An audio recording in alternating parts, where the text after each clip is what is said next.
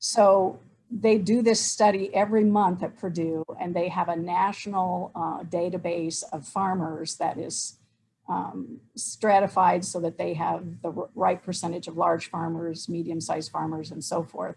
And every month they pick 400 of those and ask a set of questions, mostly related to economics. But in this case, in March, April, and May, they added questions about carbon. So their first one was just a question about awareness. They wanted to know if farmers were aware of this opportunity. And as you can see, about 30 to 45% of farmers are at least aware that this opportunity exists. So if you'll advance to the next screen. Then the next question on their survey was, have you engaged in discussions with any companies regarding payments for capturing carbon? And you can see that's a much smaller percentage. So anywhere from 14 to 19% have talked to a company about it. If you want to go to the next screen, how many of them have signed a contract? Again, you can see it's a fairly small percentage. And the question was only posed to those who had had discussions. So the last one they asked, if you go to the next screen, was how much they were receiving for their carbon sequestration program. And you can see most of them were receiving $10 to $20 an acre. So a few up to $30 an acre. So I haven't seen any of those programs, but that is a significant payment for sequestration in those instances. So Allie, if you'll go on to the next slide. One of the questions that I thought was really interesting and perhaps speaks to what land grants and other educational institutions might want to consider contributing to this cause.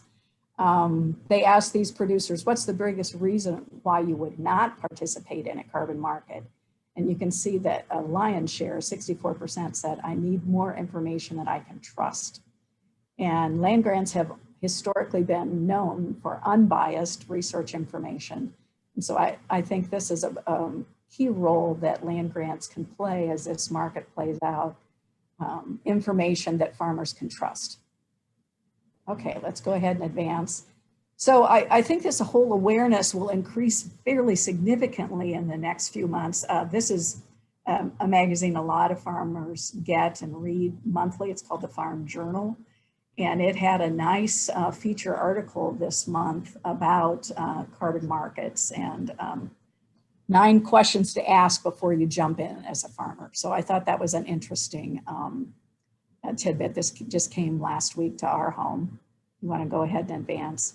There's also a number of upcoming meetings for farmers about carbon markets and carbon programs. So you can see next week Purdue has a meeting, and I've got the registration link there.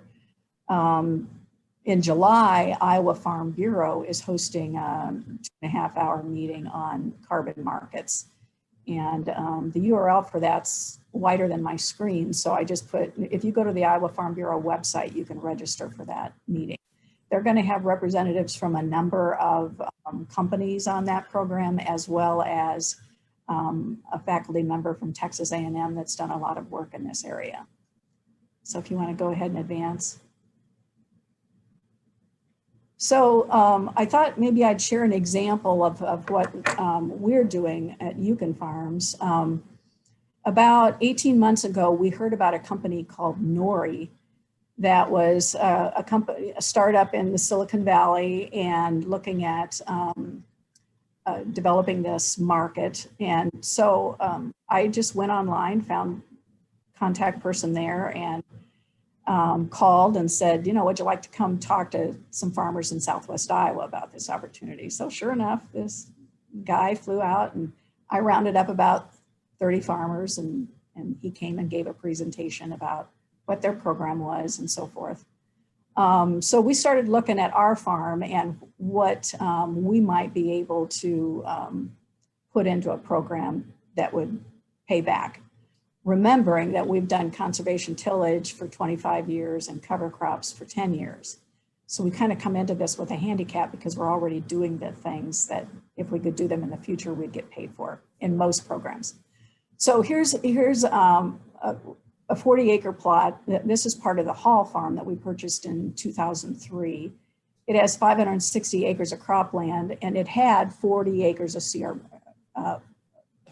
CRP that came out of CRP. CRP is a conservation reserve program.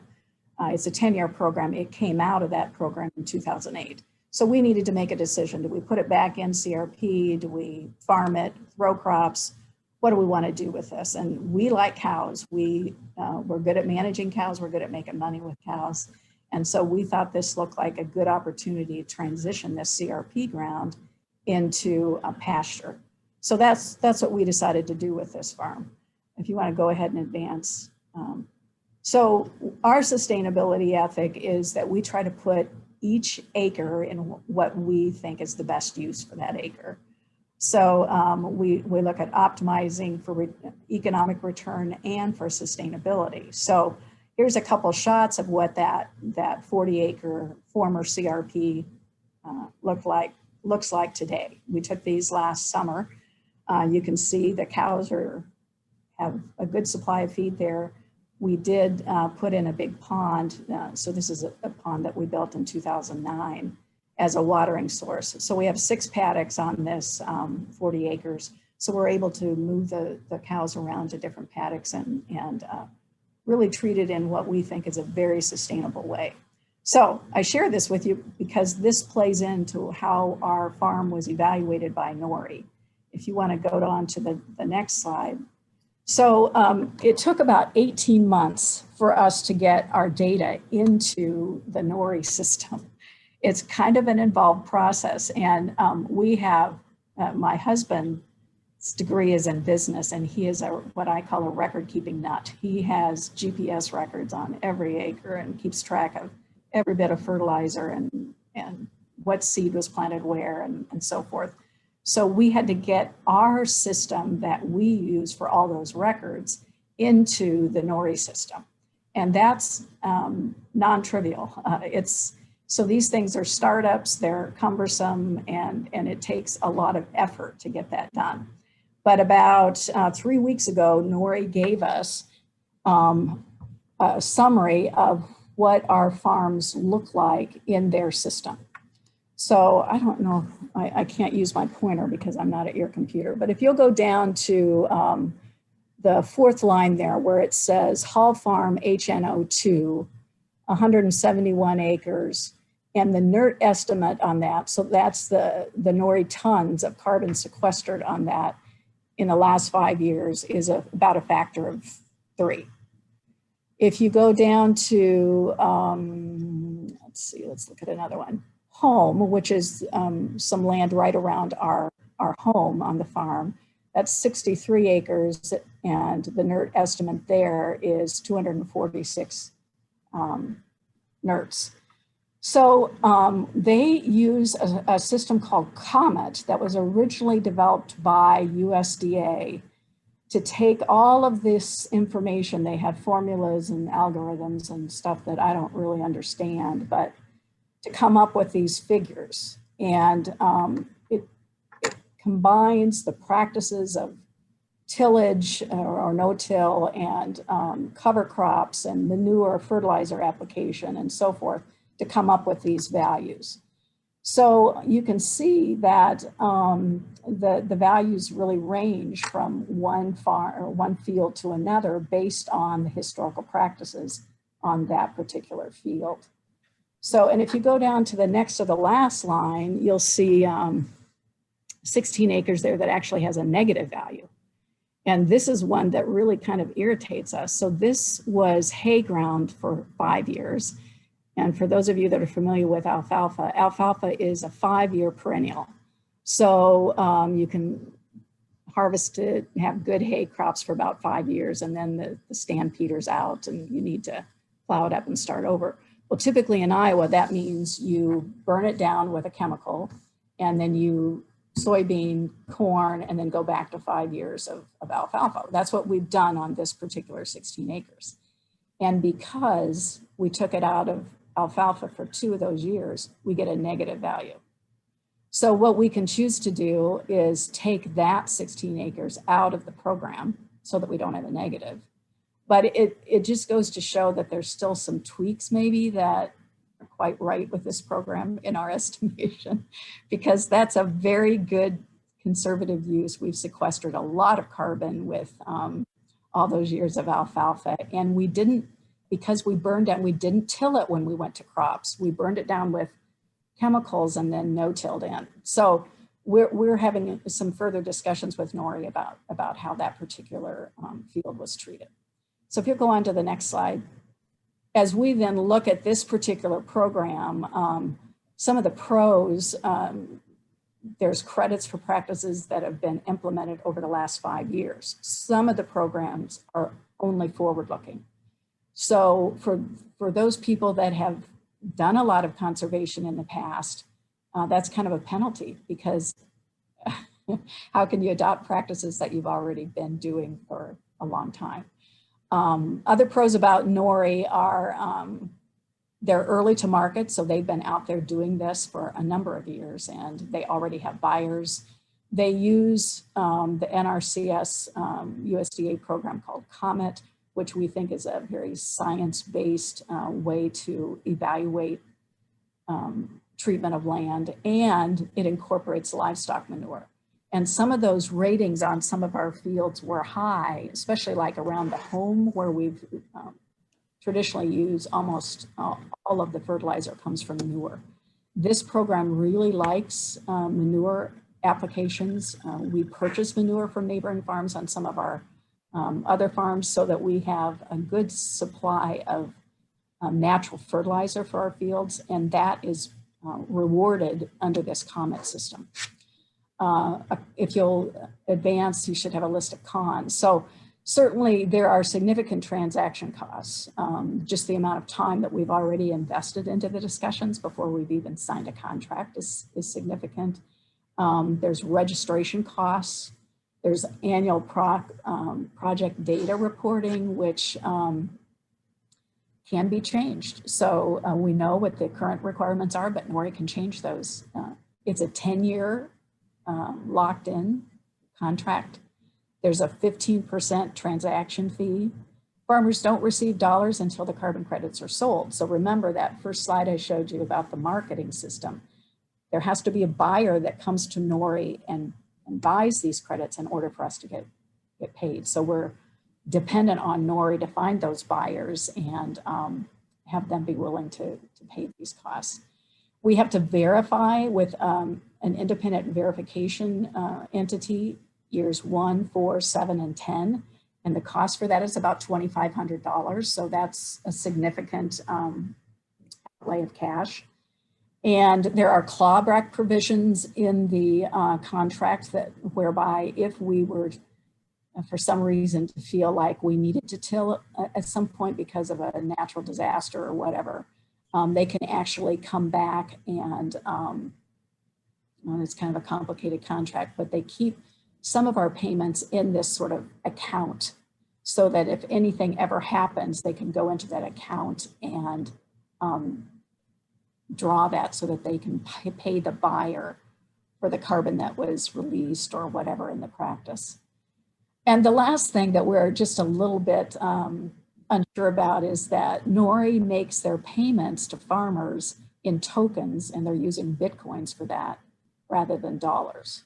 So that's just another something we'd have to deal with. And I understand there's some benefits to Bitcoins about, hedge against inflation and that kind of thing, but it's not a system that we can just go to our bank and manage. We have to do another system for that. So we, at this point, see that as a con. Okay, if you want to go ahead and advance. So Nori is just one of many businesses that have entered this market. If you go to this website, it's the URL is agweb.com search carbon markets. And this is just a portion of it. This is just a screenshot of what's up there, but this list goes down. And so there's a lot of companies out there now offering opportunities, and they're all different. So you could spend a lot of time just comparing opportunities between these companies. I'm going to go ahead and click down. So I took a few screenshots on a couple other of these sites. So Bayer, a company that's very well known in ag circles, has a program, and I kind of call it Carbon Markets Light because it's not near as cumbersome, it seems to me, for the farmer as the Nori. So if you view this slide over on the left, if you say you're no-tilling, that's a payment of $3 an acre per year. If you are adding cover crops, that's $6 per acre per year. But remember, some of these companies won't pay for back practices. In this case with Bayer, like Nori, they will pay, if you go down, if you started the practice after January 2012, you can potentially get paid for 5 years of historical practices. So that is another company that is doing that looks attractive to us. So we're actually looking into this one as a potential that we might want to consider. We have to make a decision on the Nori one by the end of June. So we're kind of under a time crunch here. If you go on to the next one, it's an example of Corteva. So Corteva is really the new name for Pioneer DuPont Ag Division. And you can see, you go on to their website and they have a number of really nice components to their program. But just by my going on to this site here this week, I got a call from them yesterday and they said, well, we're in the carbon market and we understand that you're looking at these kinds of opportunities. And I said, well, yes. And then I said, but are you paying for practices that have already been implemented? And explained that we've done these things historically. Nope, they're only paying for practices that will be implemented in the 21-22 crop years. So we're not really eligible for this program because we've already been doing all of these things on our farms. So that's kind of gives you a snapshot of how these things are developing and some of the considerations farmers need to think about. You want to go on down to the next, I think that's my last picture. So this is another picture of our fields last summer. You can see that we like to do contour farming. We have waterways so that the water has grass to flow on. And because we have cows, we can harvest those waterways and there's still a working land. And we can have income from those because we can harvest the grass and use that as feed for our cows. So that's kind of a general overview of where I see the industry now and where our operation is and our considerations of this opportunity. So I'm happy to respond to any questions that you might have about. Thank you, Jill. Very interesting, very complicated, in fact. Charlie Herbert is opening with the questions, and I'm going to paraphrase his question. He wants to know how much the companies that want these green credits are paying the brokers for that opportunity. So I think that varies a lot. And what Nori has told us is that we have to put up, if we were to go with the Nori system, we have to put a minimum price that we're willing to accept when we add our acres to their system. Right now, they're recommending that we start at $15 an acre. Now, they gave it, because they're willing to pay for 5 years history, the 900 acres roughly that was on that chart that I showed, we would get about a $50,000 payment year one for that 5-year history on 900 acres that I shared with you. So, and in the 10-year looking forward projections at $15 a ton, it would be roughly $140,000.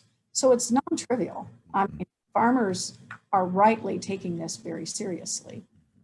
Now, the Nori contract does have a clause that if they sell the tons for more than $15 an acre, then they will share that uplift with the farmer. So I don't, it looks like the Bayer program, it's a set price. If you no-till, it's $3. If you cover crop, it's $9, irregardless of what they're selling those credits for. So that's per acre. Do you have any idea what they would be equivalent to per ton of carbon? I mean, usually that's measured as CO2 equivalent. Oh, I'm sorry, that's per ton. I didn't say that right. Okay. Those figures are, with Nori, are per ton. Per ton, okay. So they have estimated how much carbon you're putting into the soils on an annual basis. Yes, that's what this COMET system does, is my understanding. Mm-hmm. Okay. But remember, the Bayer system is completely different. That's a per acre. That is a per acre. Okay, thanks for the clarification. I want to encourage people to put up your questions from on chat, and we'll read them off to Jill.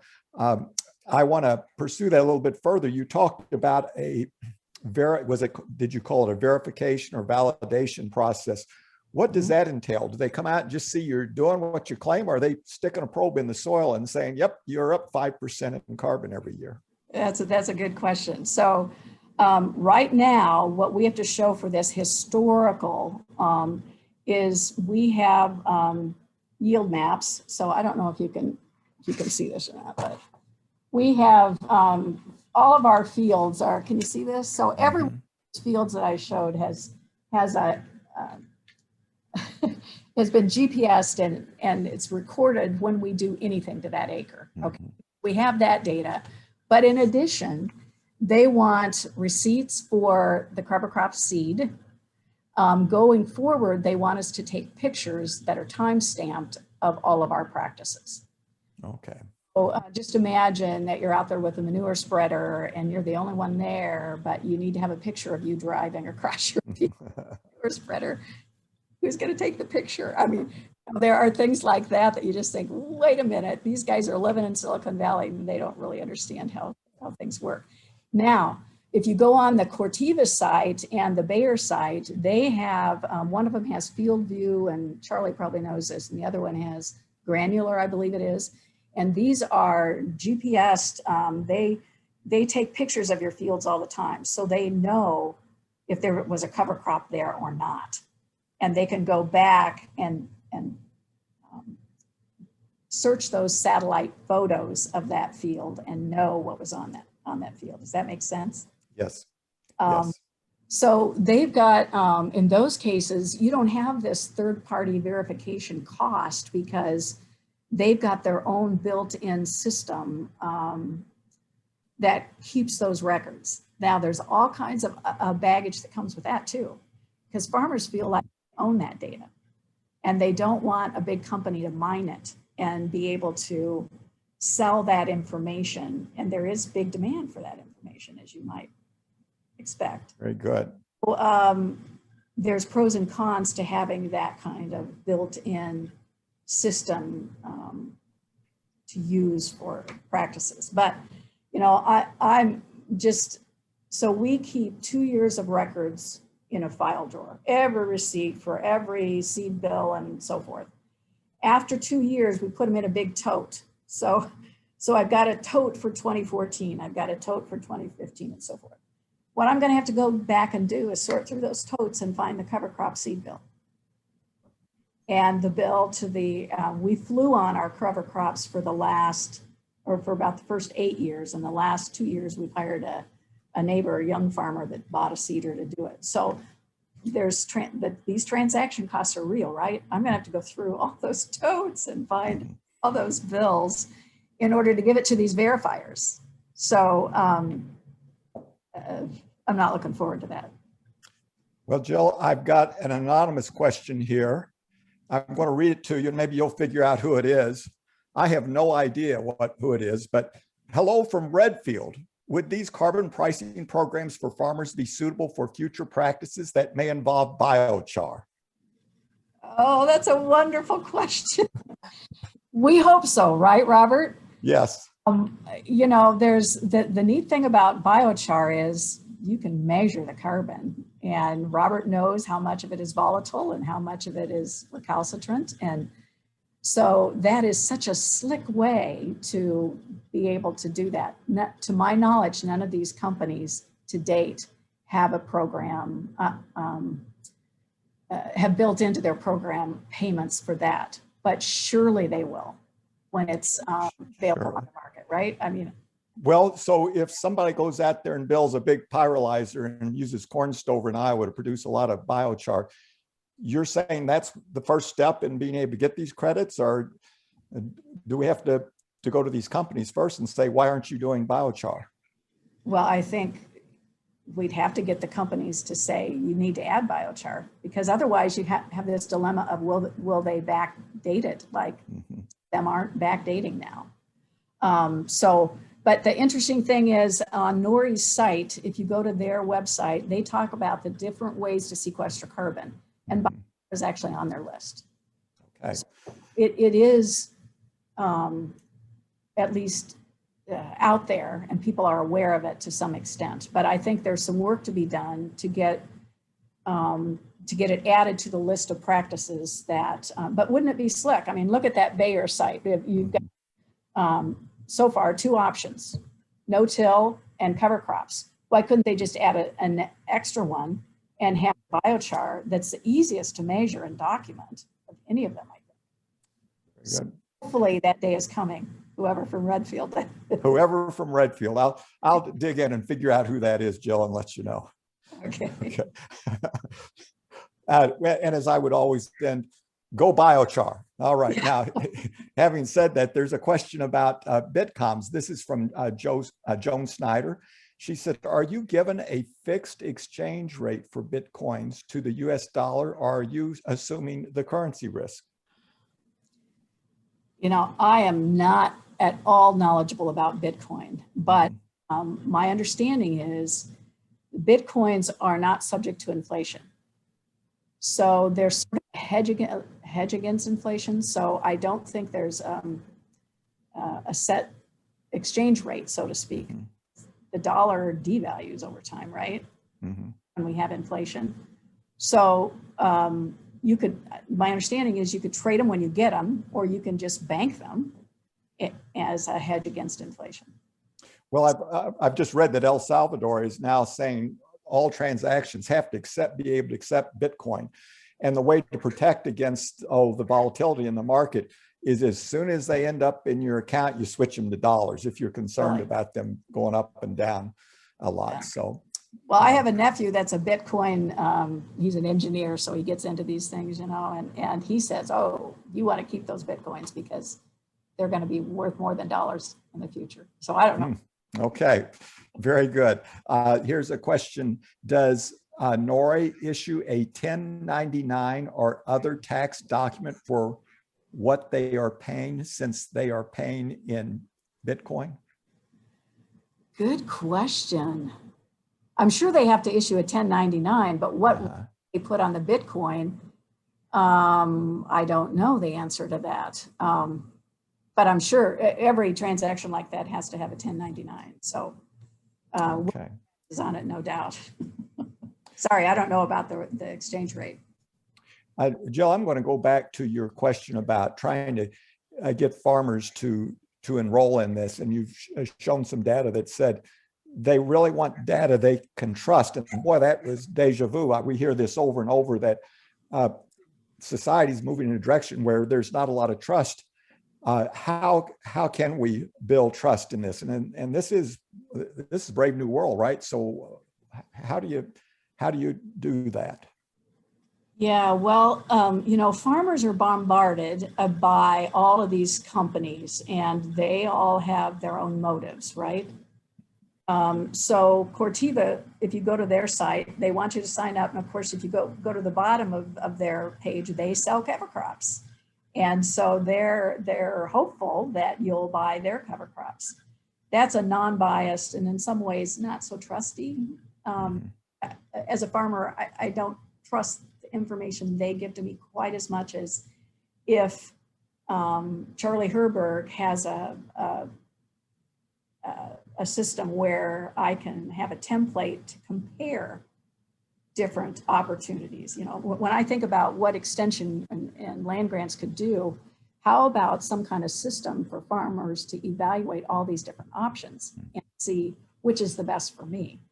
And in my mind, that's information I could trust if they give me some way for me to compare things. The other thing that I think is really hard right now is there's not a really good way to measure carbon in soils.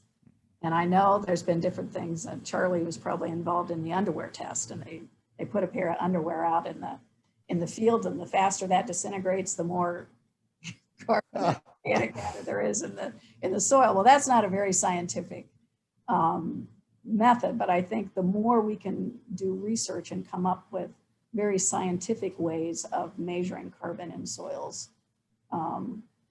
that's adding trust to the system. So those kinds of things could help. Well, that sounds like a great program for extension. I think of Amazon, and I get ready to make a purchase, and then it'll compare to 5 different and put all the different features. So Yes. maybe we need something like that coming out of an extension. I like that. Yeah. Okay. You had also talked about policy.